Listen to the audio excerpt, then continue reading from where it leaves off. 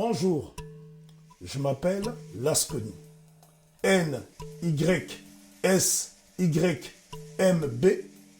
est l'acronyme de Ngumbulu Yasangi Yaminabantu, prénom totémique Congo qui signifie le lion de la brousse qui dévora les braconniers. Je suis chercheur pluridisciplinaire, enseignant et globe-trotteur natif de la rive droite du fleuve Congo.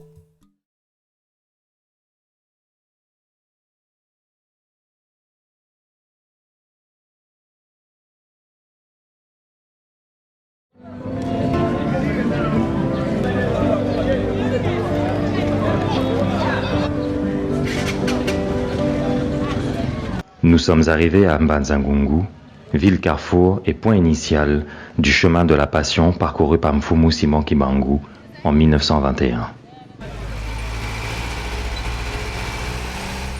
Après avoir reçu une brève leçon de généalogie pendant une escale de plus de 2 heures, nous poursuivons le voyage en direction de Nkamba. Les conditions sont peu confortables, mais l'ambiance est conviviale. Nous sommes en famille, ce qui rend ce trajet moins pénible. Nous nous enfonçons paisiblement dans l'arrière-pays Congo, où les missionnaires ont eu toutes les peines à imposer leur foi. Au Congo, on priait déjà Nzambi Mbungu, Dieu de la création, avant leur arrivée.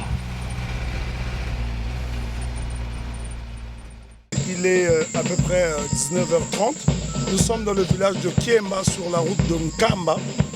Et nous sommes dans le Congo central. C'est dans ce village qu'est mort Papa Djalungana, qui était l'un des fils de Papa Simon Kimbangu.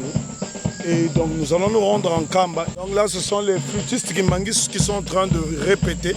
Parce que demain, il y a un culte en Nkamba, à quelques kilomètres d'ici alors. Entre Kinshasa et Mbanza-Ngungu, la route est très bonne.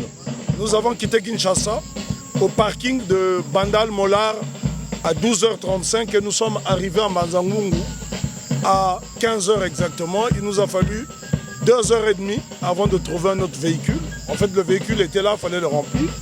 Et là, nous avons une petite panne en pleine route et ça commence à être compliqué là. Donc, plus de, on va dire, 6 heures de voyage et on n'est toujours pas arrivé. Heureusement qu'il y a de la musique pour nous reconfronter. Voilà. Ingeta, Betobala Kimbangu.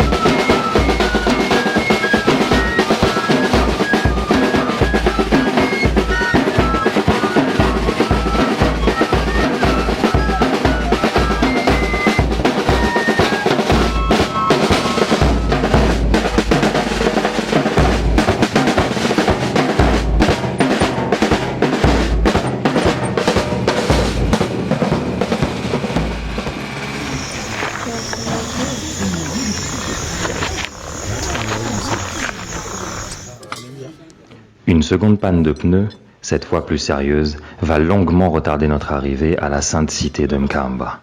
Un voyage qui s'annonce comme une épreuve. Le chemin du paradis est parsemé d'embûches, dit-on. Cet adage semble se vérifier.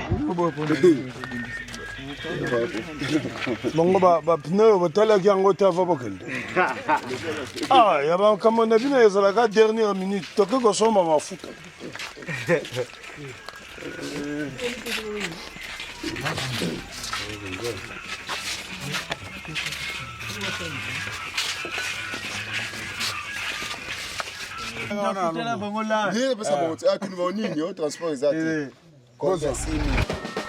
En Afrique, le voyage dans l'arrière-pays est souvent une belle épopée.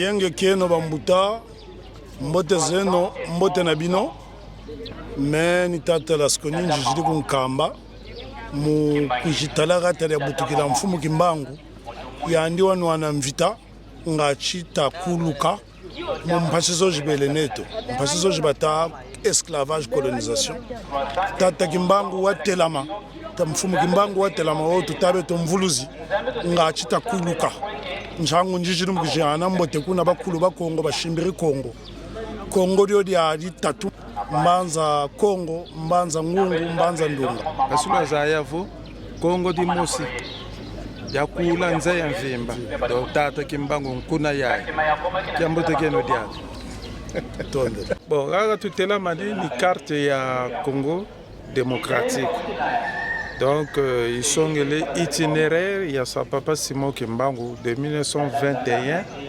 à 1922 hein? Non, en 1920 et à 1960. Voilà.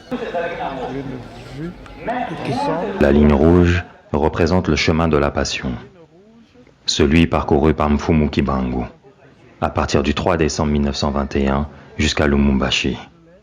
Il l'a fait à pied, en train et en bateau. Moindo sepela, sepela, sepela. Moindo sepela, sepela, sepela. Moindo sepela, sepela.